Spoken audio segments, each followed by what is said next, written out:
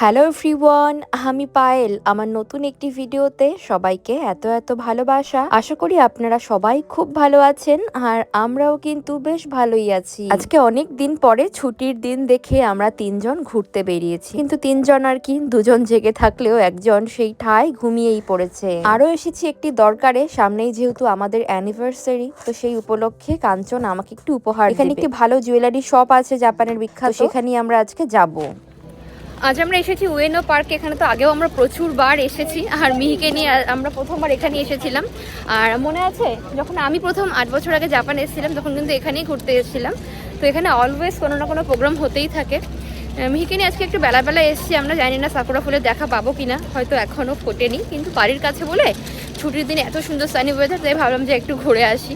তো গতকালকে তো দিদিরা এসেছিলো আমাদের বাড়িতে, সবাই অনেক রাত করে বেরিয়েছে। আজকে তেমন রান্নাবান্না ছিল না, জাস্ট একটু ওই গতকালকে খাবার দাবার খেয়ে নিয়ে আমরা বেরিয়ে পড়েছি। আপনি এখানে যখনই আসবেন না কেন প্রচুর লোকের সমাগম দেখতে পারবেন। ওই যে বললাম আগেই যে এখানে কোনো না কোনো প্রোগ্রাম সবসময় হয়। আজকে দেখছি না তেমন কোনো প্রোগ্রামের ঘনঘটা, তবে প্রচুর লোক। দেখুন একবার, এদিকটা চলো, এদিকটা চলো, এদিকটা চলো। এখানে আবার উয়েনো জু রয়েছে, জু পার্ক। এখানে একটা পুকুর মতো রয়েছে, ছোট্ট পন্ড এরিয়া আর কি। তো এখানে প্রচুর মানুষজন ঘিরে ধরে বসে আছে, এত সুন্দর ওয়েদার। এই দেখুন প্রত্যেকটা গাছের শাখায় শাখায় কত ফুল ফুটেছে।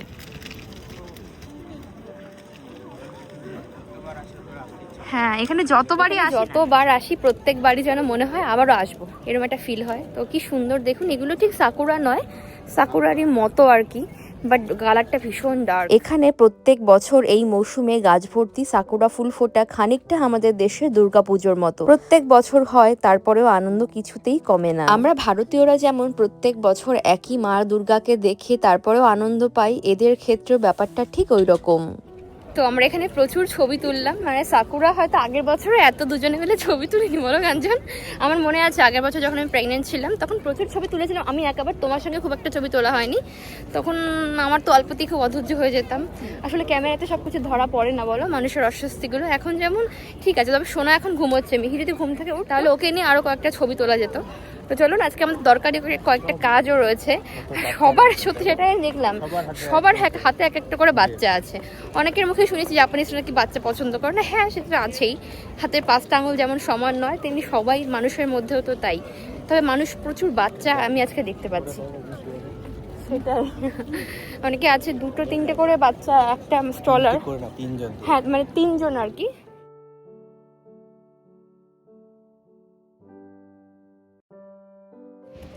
এই পুরো রোডটায় চারপাশে শুধু সাকুরা ট্রির গাছ, প্রচুর পুরনো সাকুরা ট্রি। যখন পুরোপুরি সাকুরা ফুটে যায় কেমন লাগে দেখতে, প্রচুর, পুরো গোলাপি আর গোলাপি। প্রচুর পাগল মানুষও এখান থেকে ঘুরে বেড়ায়। তো পাগল না, মানে সবাই সবার তালে থাকে আর কি।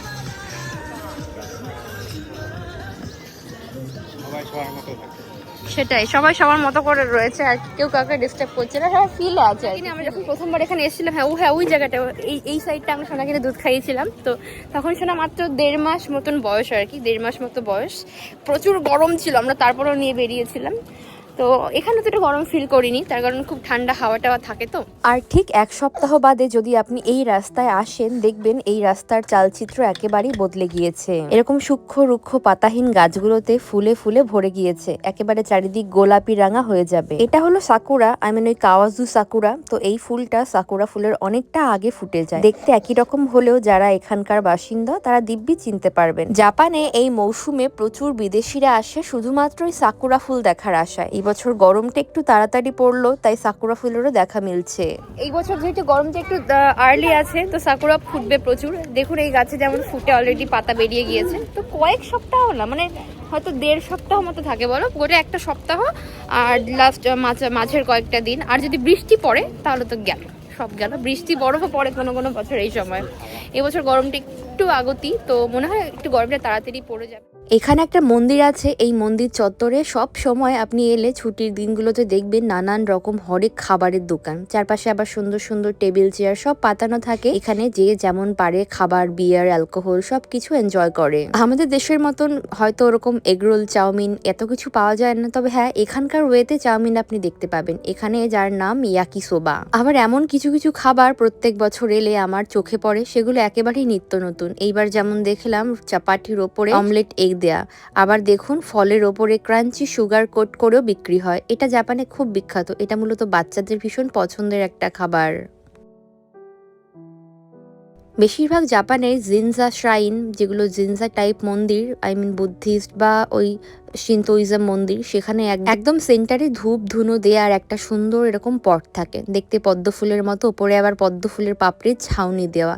সামনেই সুন্দর ধূপকাঠি জ্বালানো থাকে। 100 ইয়েন দিয়ে আমরা একটা ধূপকাঠি কিনলাম। এইখানকার যে আগুন রয়েছে সেই আগুনেই ধরিয়ে আমি এখানে ধূপ দেবো।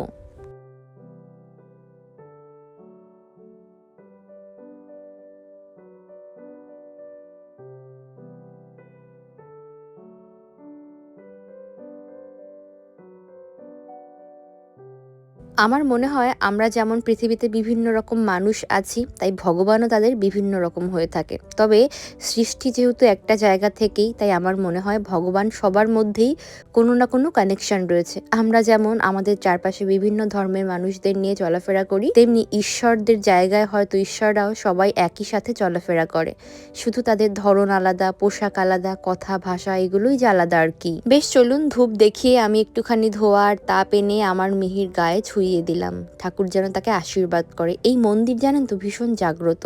আমি অনেকের মুখেই শুনেছি এখানে নাকি যে যার মনস্কামনা বললেই ঠাকুর তা পূর্ণ করেন। এই মন্দিরের একদম পেছন বরাবর একটি লেক রয়েছে, একদম শহরের মাঝ বরাবর কেন্দ্রবিন্দুতে বলতে পারেন। সেখানে আবার সুন্দর বোটিং করার ব্যবস্থা আছে। এই ব্যাপারগুলো আমার উঠতে খুব ভালো লাগে, কিন্তু কাঞ্চনের একদম পছন্দ না। কিন্তু সোনা বড় হলে তখন কিন্তু ওকে আটকে রাখা যাবে না। তুমি কি ভাবো, ওকে কিন্তু তখন আটকে রাখা যাবে না। আমি আর আমার মেয়ে উঠবো। হ্যাঁ, আমি আর আমার মেয়ে উঠবো। এই লেকের দৃশ্যটা খানিকটা ওই হলিউড সিনেমাগুলোর মতো, চারদিকে বড় বড় আকাশচুম্বী বিল্ডিং আর তার মাঝখানে এরকম স্বচ্ছ জলের লেক। সোনা, হাত দাও তো, হাত দাও তো, হাত দাও তো, হাত দাও তো। টাচ্ছি টাচ্ছি টাচ্ছি টাচ্ছি। আমার হাতে চুমু খেয়ে দাও তো, আমার হাতে চুমু খাও তো, চুমু খাও তো, চুমু খাও আমার চুমপুলি। সেই প্রথম প্রথম এসে এই পার্কে তখন কিন্তু কাঞ্চন আবার আমার সাথে এই লেকে বোটিং করেছিল। যদিও আমরা এই সারসওয়ালা বোটিং গুলোতে নয়, বরং একদম ওপেন যে বোটগুলো রয়েছে, যেগুলোতে নিজে হাতেই দাঁড় বাইতে হয়, তো সেইগুলোতে আমরা উঠেছিলাম। এখনো দু একটা আছে, তবে দেখলাম ওগুলোর থেকেই সারসগুলোতেই মানুষ বেশি উঠছে। তখন সবকিছু নতুন নতুন ছিল, তো তাই জন্যেই ঘুরে ঘুরে হয়তো উঠে পড়েছিল। কিন্তু এখন কিছুতেই বললেও আমাকে আর তুলবে না। আমার মেয়ে এখন শুধু বড় হওয়ার অপেক্ষায়, তারপর আমরা দুজনে মিলে উঠবো।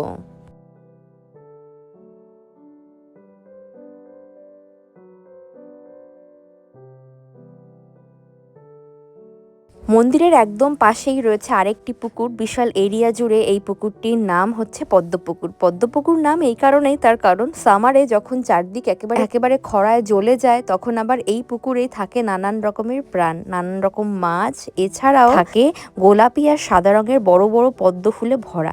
একেবারে পুকুর রঙিন হয়ে যায় ওই পদ্ম ফুলে।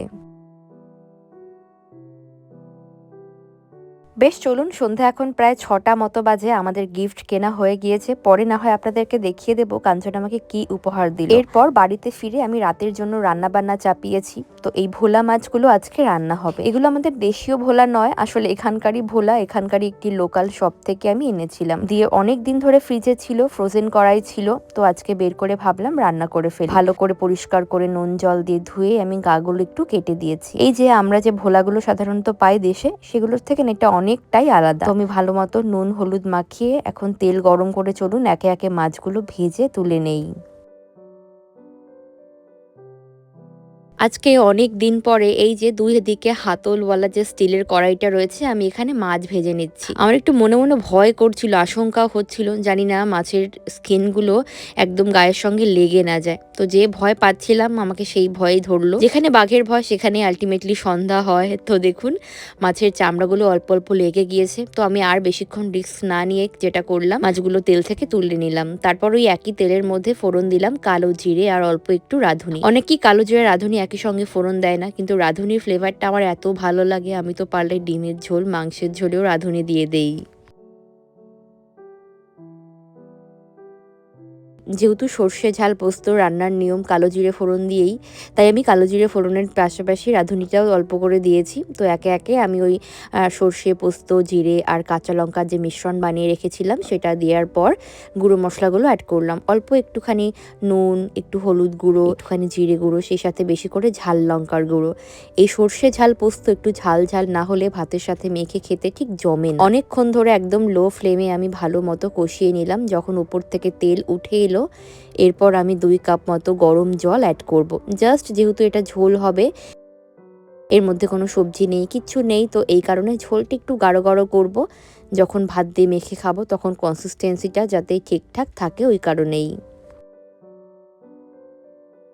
ঝোল অ্যাড করে আমি ঢাকনা দিয়ে রেখেছিলাম। যখন ঝোলটা বেশ ভালো মতো ফুটে এলো, পরিমাণটা অনেকটাই কমে গিয়েছে। এখন আমি অ্যাড করলাম মাছগুলো। ভাজা মাছগুলো দিয়ে আর বেশিক্ষণ রান্না করা যাবে না।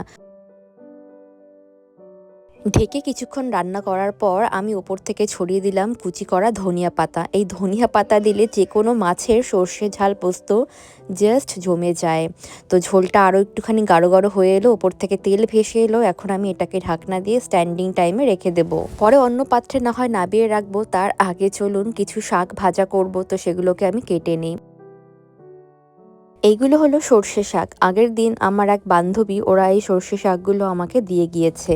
ডাঁটি সমেত অনেকগুলো শাক ছিল। ওরা নাকি ডাঁটি শুদ্ধই রান্না করে খেয়েছে, তবে আমি ডাঁটিগুলো ফেলে দিয়েছি। আমার মনে হলো একটু শক্ত শক্ত হয়ে যাবে, তো শুধুমাত্র পাতাগুলো ছাড়িয়ে নিয়ে ডাঁটি থেকে আমি যেটা করলাম ভালো মতো ধুয়ে নিয়েছি। যেহেতু এই শাকগুলো চাষের শাক, বাজার থেকে সরাসরি কেনা শাক নয়, তাই জন্য আমার মনে হলো এগুলোতে কীটনাশক হয়তো তেমন ভাবে প্রয়োগ করা নাও থাকতে পারে, যেই কারণে পোকামাকড় থাকার চান্সও বেশি। তাই আমি ভালো মতো কচলে কচলে গরম জল নুন দিয়ে ধুয়ে নিয়েছি। আমার এক বান্ধবী একটু গ্রামের দিকে থাকে, তো ওরা কয়েকদিন আগে আমাদের বাড়িতে এসেছিল। তখন এই শাকগুলো ওদের বাড়িরই পাশে এক দাদু চাষ করেছে, তার জমি থেকে ওরা এনে আমাকে দিয়েছিল। ওরা নিজেরা কিছু রেখেছে আর আমাকেও কিছুটা দিয়েছে। বুঝতেই পারছেন কারো চাষ করা এই শাক, তাই শাকগুলো ভীষণ ভালো আর ভীষণই ফ্রেশ। আমার শাশুড়ি মা এবং আমার মা যেইভাবে শাক রান্না করে, আজকে আমি ওইভাবেই শাক রান্না করব। প্রথমে শাকগুলোকে ভালো করে কুচি করে নিয়েছি, আর এইদিকে জল গরম করে সেই জলের মধ্যে শাকগুলোকে এই জল শুকনো না পর্যন্ত খুব ভালো করে সিদ্ধ করে নেব। তবে সিদ্ধ করার আগে এর মধ্যে দেব অল্প একটু নুন, আর সাথে দেব বেশ কয়েকটা কাঁচা লঙ্কা। নুন আর কাঁচা লঙ্কা দিয়ে এই শাকগুলোকে ভালো মতো আমি ঢেকে ঢেকে সিদ্ধ করে নেব।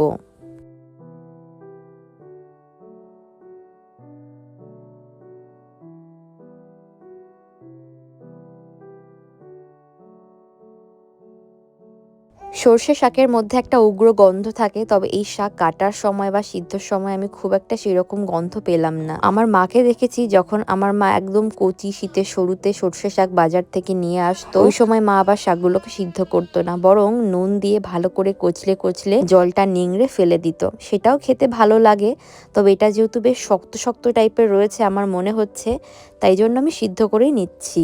আগের বছর এইরকম টাইমে ওই শীতের শেষের টাইমটায় আমরা ঘুরতে গিয়েছিলাম এবারাকি প্রেফেকচারে। তখন এক নদীর পাশ থেকে আমি রেপসিড ফ্লাওয়ার তুলেছিলাম। এই শাকগুলো হয়তো সেই শাক, আর এই শাকের যে ফুলগুলো হয় একটু শেষের দিকটায় পেকে যাওয়ার পর ওই ফুল ভালো করে কাঁচা লঙ্কা, কাঁচা পেঁয়াজ আর চালের গুঁড়ো দিয়ে বড়া করে দেখবেন, সেটাও কিন্তু দারুণ হয়। বেশ, চলুন শাকটার মধ্যে কাঁচা লঙ্কা নুন সবকিছু দিয়ে ভালো মতো আমি মিশিয়ে দিয়েছি। এইবার যেটা করব, ঢাকনা দিয়ে এটা সিদ্ধ হোক বেশ কিছুক্ষণের জন্য।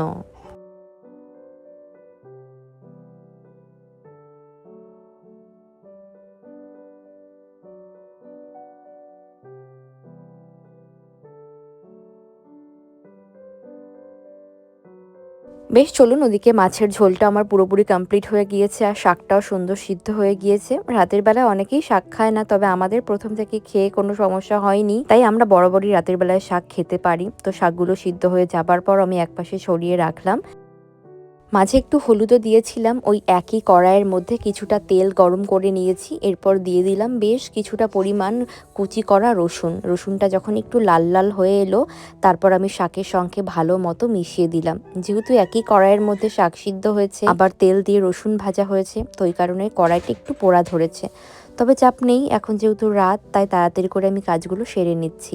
এদিকে কিছু স্ট্রবেরি আনা হয়েছিল, তো সেগুলোকে আমি ভালো মতো ঠান্ডা জল দিয়ে ধুয়ে নিলাম। এগুলো দেখলাম একটু বড় সাইজের আর একটু নরম রসালো টাইপের, তো ওই জন্যই হয়তো এরকম নরম শিটগুলোর উপর রাখা রয়েছে। ভালো করে ঠান্ডা জল দিয়ে ধুয়ে আমি এখন অন্য একটা পাত্রে উঠিয়ে রাখবো। আপাতত আমার সব কাজ শেষ, এবার মিহিকে খাইয়ে দিয়ে ঘুম পাড়িয়ে দেবো, তারপরেই না হয় আমরা ডিনার সারবো। তো চলুন আজকের ভিডিওটা আমরা এখানেই শেষ করছি। ভিডিওটি কেমন লাগলো প্লিজ কমেন্টে জানাতে ভুলবেন না। আপনাদের সবার সঙ্গে আমার দেখা হচ্ছে আবার পরবর্তী নতুন কোনো ভিডিওতে। সবাই খুব ভালো থাকবেন, সুস্থ থাকবেন, টাটা, বাই বাই।